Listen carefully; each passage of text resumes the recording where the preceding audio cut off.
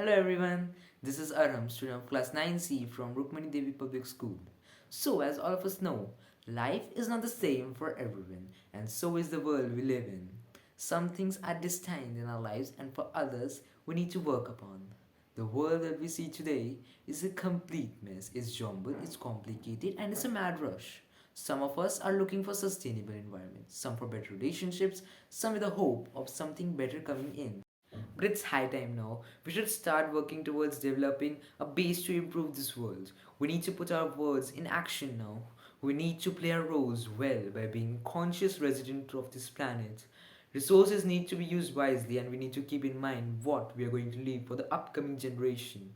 Respect for nature, love for all is the only way to save human species.